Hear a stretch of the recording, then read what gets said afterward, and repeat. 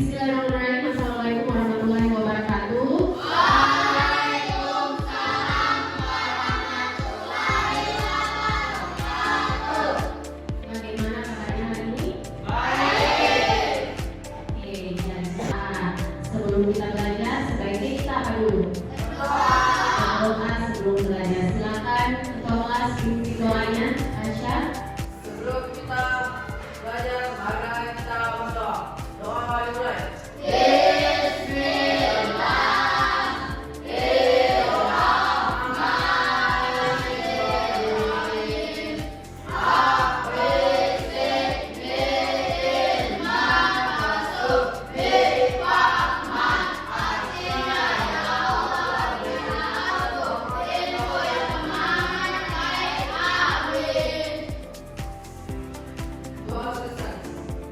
Oke, jadi hari ini Ibu akan membawakan materi mengenai berpikir komputasional. Sebelum kita masuk di materi ini, saya ingin bertanya, apa saja yang sudah kalian ketahui tentang pembelajaran kata A? Apa yang kalian tahu tentang kecerdasan artifisial? Ada yang pernah dengar kata AI atau AI bahasa Inggrisnya? Nah, dalam pikiran kalian AI itu apa? AI itu apa? Komputer. Apa lagi? Lara apa?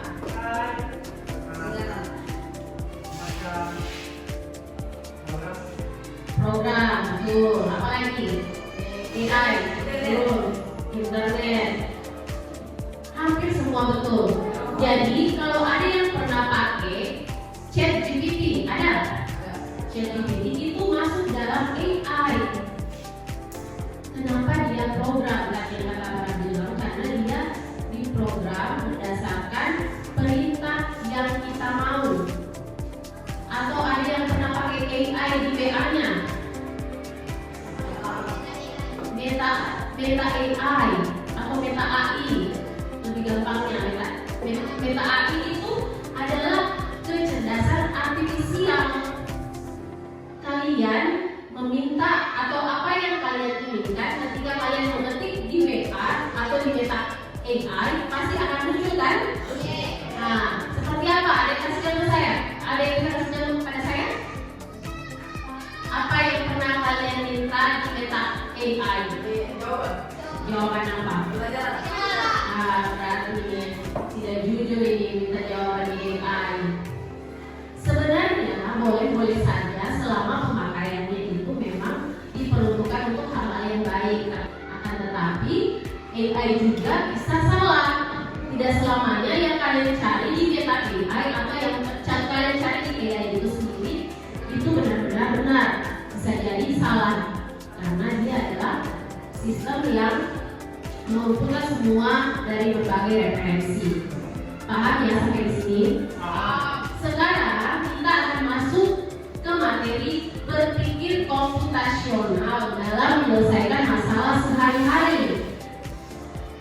Di sini tujuan pembelajarannya kita dapat menjelaskan pengertian berpikir komputasional, mengidentifikasi dan menjelaskan konsep dekomposisi beserta contohnya, kemudian pengenalan pola beserta contohnya, abstraksi beserta contohnya, algoritma beserta contohnya, dan menerapkan elemen berpikir komputasional dalam pemecahan masalah sederhana sehari-hari melalui diskusi kelompok.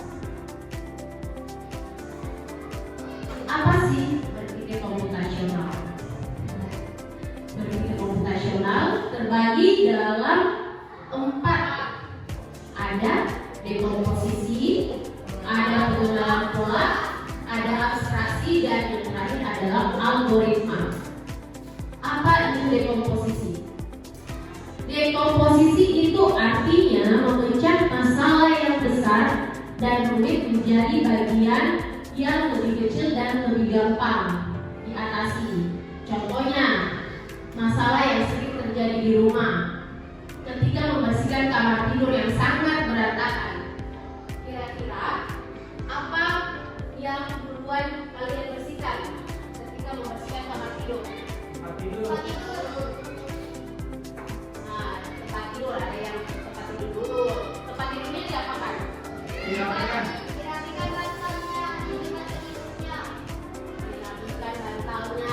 selimutnya. Kemudian apa lagi?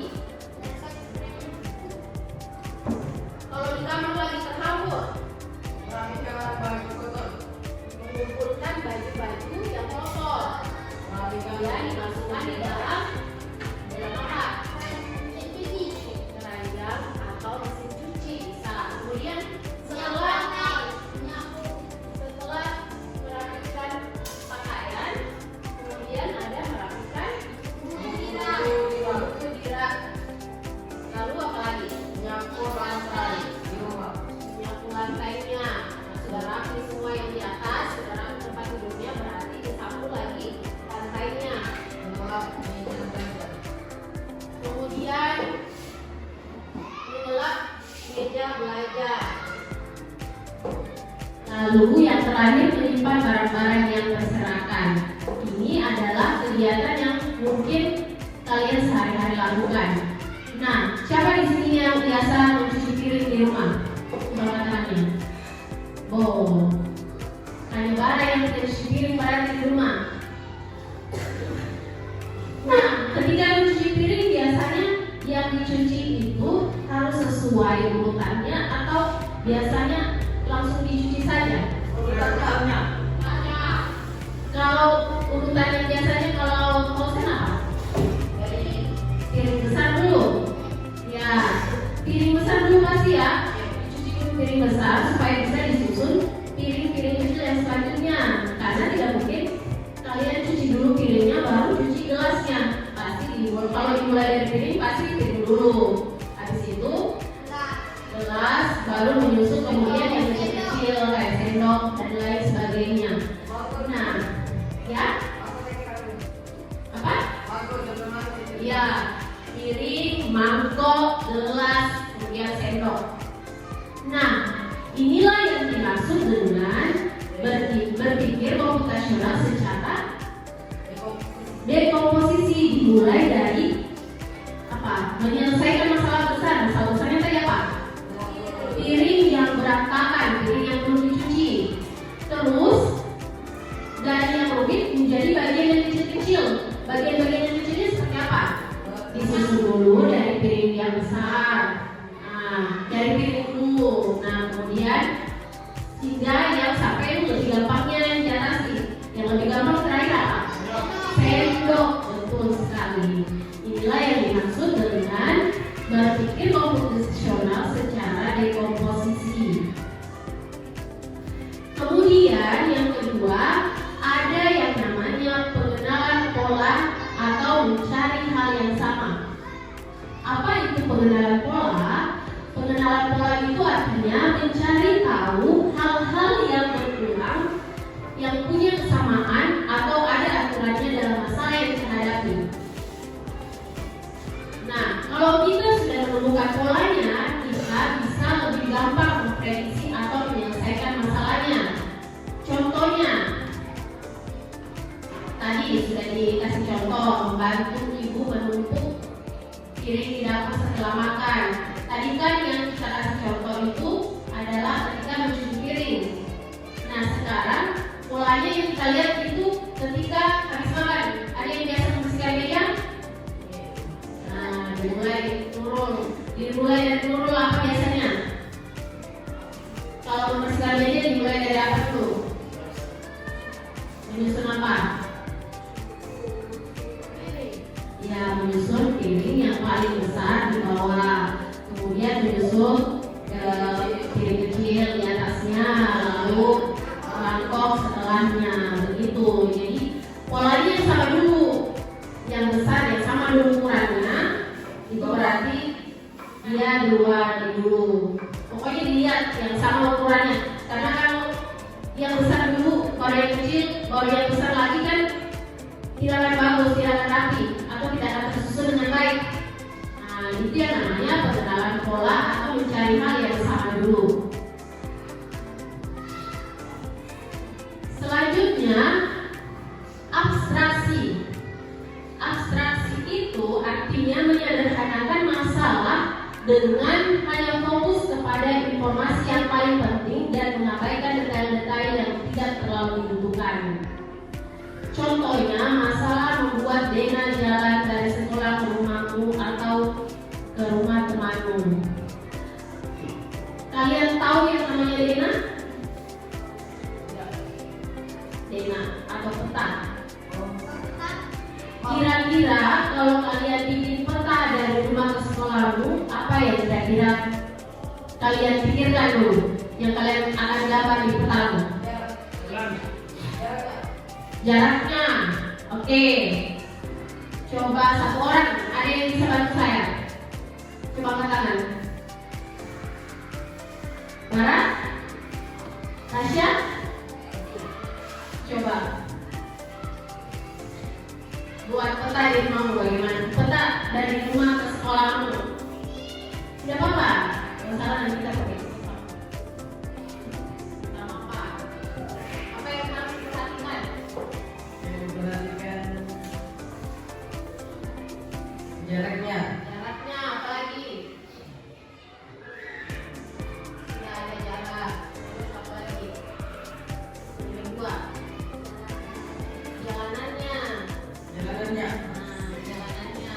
Apa lagi?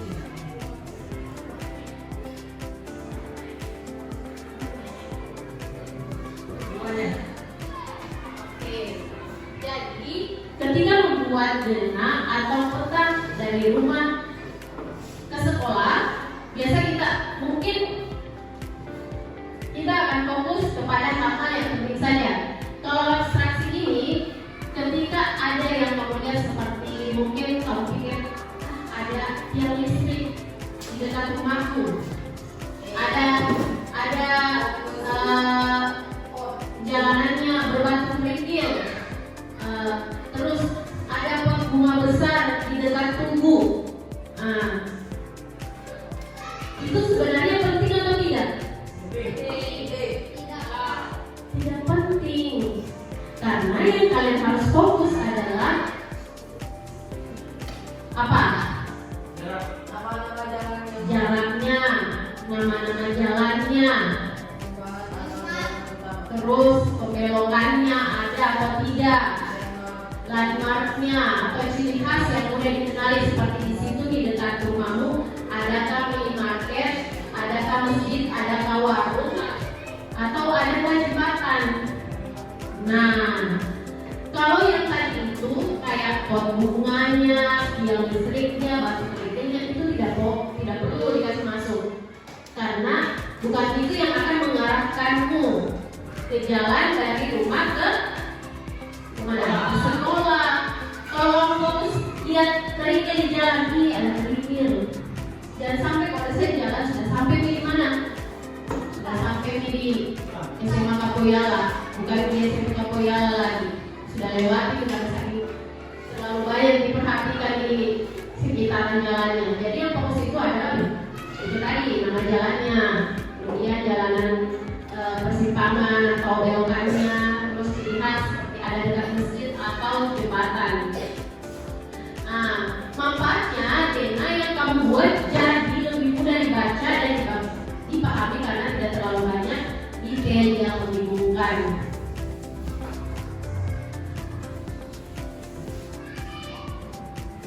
Selanjutnya algoritma. Algoritma yaitu adalah membuat daftar langkah-langkah yang jelas, berurutan dan terperinci untuk menyelesaikan masalah.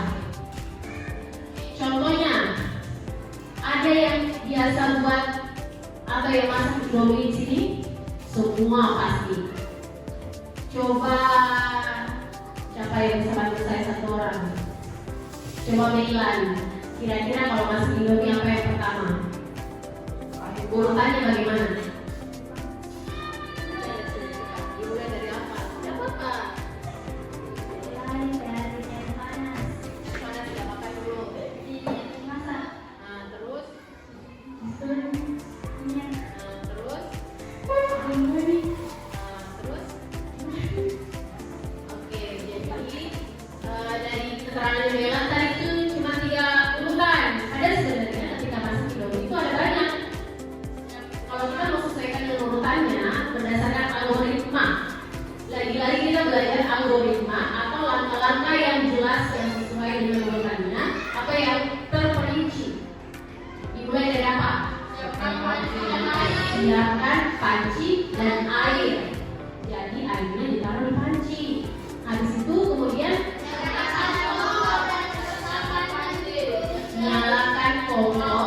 letakkan panci yang berisi air di atas kompor. Terus kemudian tunggu air mendidih. Lalu kemudian buka bungkus instan ke dalam air mendidih dan masukkan bumbu-bumbu yang ada di dalam bungkus instan. Kemudian diaduk dan tunggu selama 3 menit. Lalu matikan kompornya dan tuangkannya ke dalam mangkok. Kemudian siap disantap. Nah, kalau kita lihat mungkin biasanya kalian langsung saja selesai gitu. Kasih masuk air panas, kasih naik kompor sudah masak nih. Padahal kalau kita melihat secara algoritma atau membuat langkah yang jelas, susunan terperincinya itu ada berapa ini? Ada 9 susunan yang terperinci. Nah, itu yang dimaksud dengan algoritma.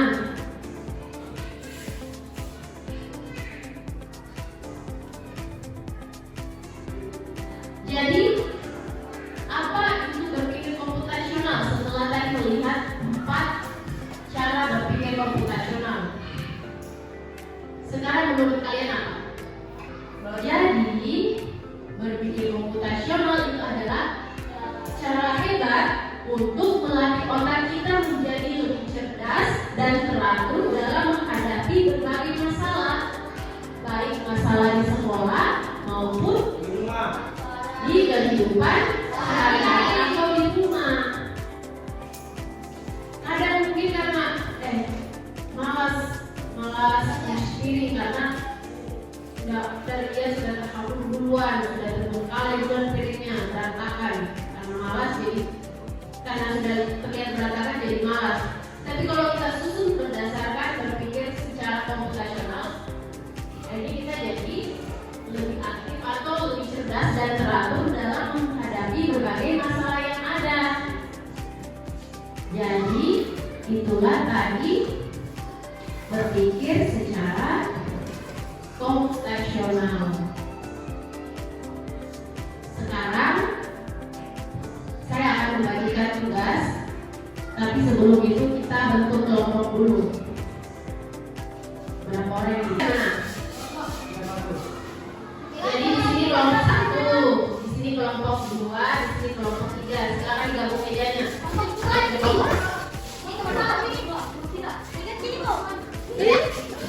Kelompoknya di sini, kelompok 3.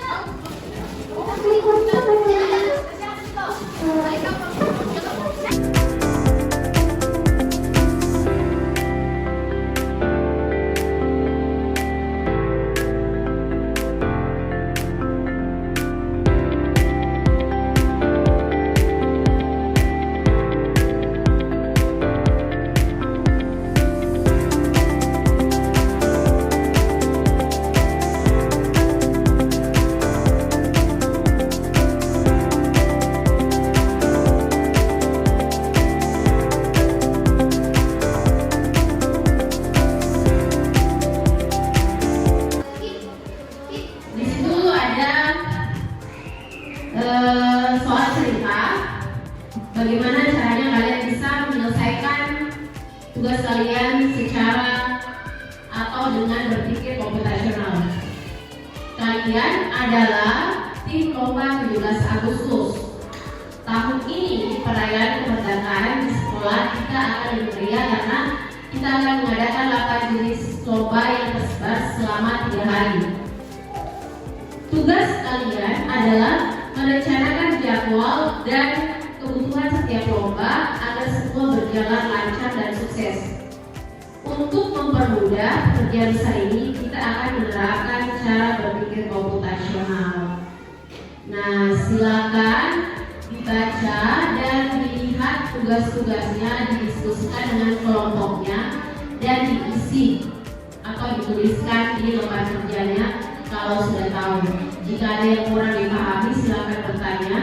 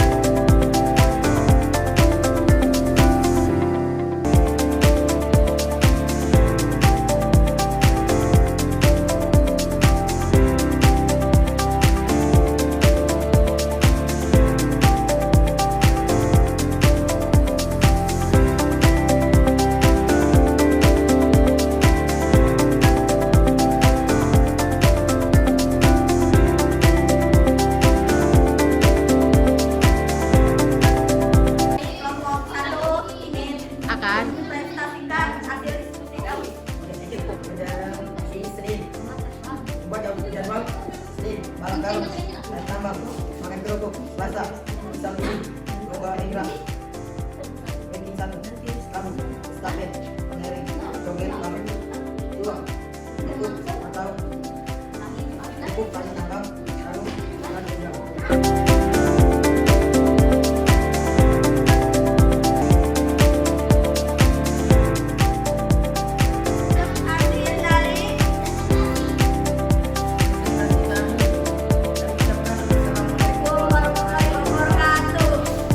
Assalamualaikum warahmatullahi wabarakatuh.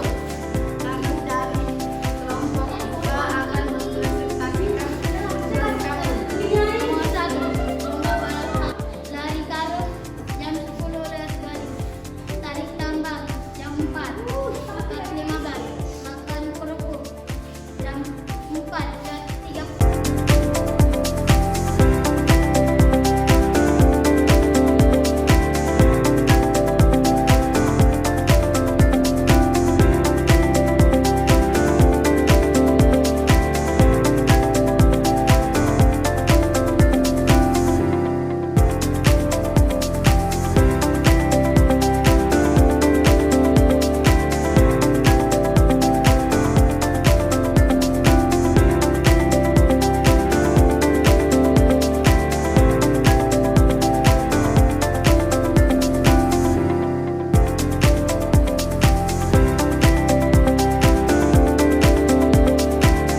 Presentasi kami dari kelompok 2.